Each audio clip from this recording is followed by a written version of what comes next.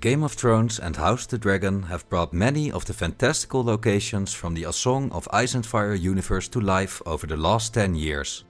But with a world so vast and so diverse, there are still countless locations left for us to explore. In this video, we are going to take a look at 5 locations that we have never seen before, who have a very high chance of making their debut in Season 2 of House of the Dragon. Once again, I have tried to minimize spoilers as much as possible, but you will get some minor spoilers nonetheless.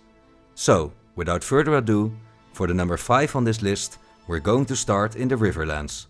Number 5 on this list are actually 2 locations, and these are the castles of Stonehedge and Raventree Hall. Stonehedge is the seat of House Bracken, where Raventree Hall is the seat of House Blackwood. These two houses have a feud which is older than the Seven Kingdoms itself. We actually see this feud firsthand in Season 1, when a Bracken and a Blackwood duel during Princess Rhaenyra's progress to the Riverlands. When war ravages the country, these two houses almost always find themselves on opposite sides, which will also be the case during the Dance of the Dragons. The first fighting in the Civil War will take place in the Riverlands, when House Blackwood invades the lands of House Bracken, which makes the chance that we get to see Stonehedge quite a bit more realistic.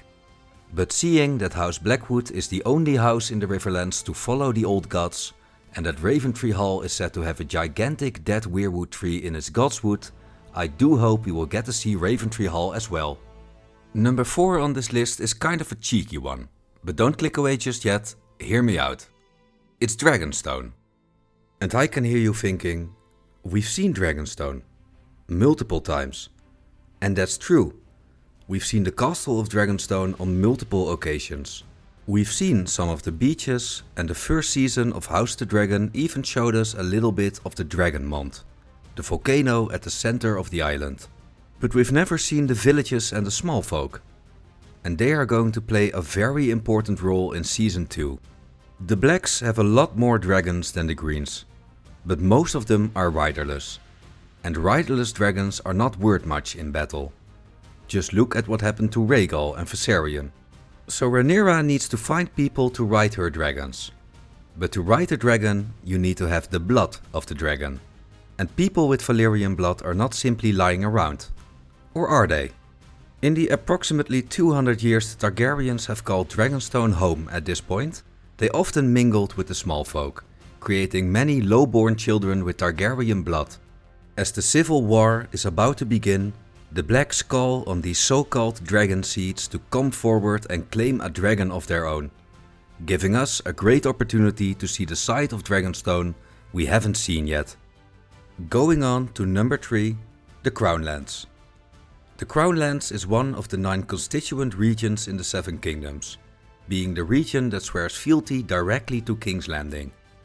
Now we've seen plenty of the Seven Kingdoms capital, and the islands of Dragonstone and Driftmark have got their screen time as well. But the mainland of the Crownlands remains almost completely unexplored. The only scene taking place here in all of Game of Thrones is at Castle Stokeworth, where we see Bronn and his new bride-to-be strolling over the castle grounds. Season 2 of House of the Dragon will most definitely show us more of this region. The biggest battle of next season will take place here, at the castle of Rook's Rest. We might also get to see the castle of Rosby and Duskendale, which used to be the major port of the region before the building of King's Landing. The Crownlands have become a distinct culture in their own right since the Targaryen rule. Season 2 will be a good chance for us to get to know more about this culture and its houses. Number 2 on this list brings us to the Westerlands, to the city of Lannisport. Lannisport is the 3rd largest city of the Seven Kingdoms, after King's Landing and Old Town. Being known for its goldsmiths, the city of Lannisport is ruled by a lesser branch of House Lannister. Due to its close proximity to Casterly Rock, this could also give us a chance for a revised adaptation of the Lannister stronghold. Casterly Rock is supposed to be 3 times higher than the wall, an impregnable castle carved into a giant rock. Not whatever this uninspired thing was.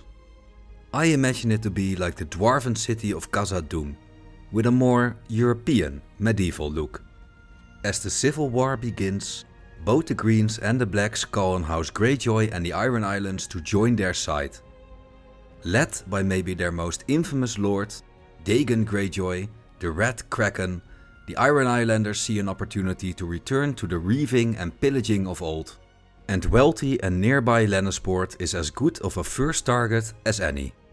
My personal target is to get to 1000 subscribers before the end of the year. And your help in achieving that goal is very much appreciated. So if you liked the video, please subscribe to the channel and leave a like for the algorithm. Which brings us to the number 1 on this list. And for this location we are going to leave Westeros and move over to the continent of Essos. Because number 1 is the free city of Lys.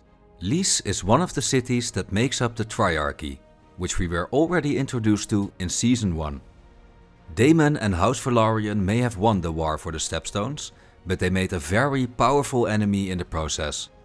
Out of the 3 cities making up the Triarchy, Lys will play the most important role in the story from here on out. Lys is a city of merchants, a small city built on a very fertile island. The Valyrian dragon lords of old considered Lys to be a paradise and made it their favorite holiday destination. And during their holidays, they like to mingle with the small folk.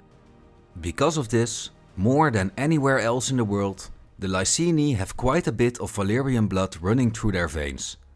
Because of their Valyrian looks, the Lyseni are generally considered beautiful.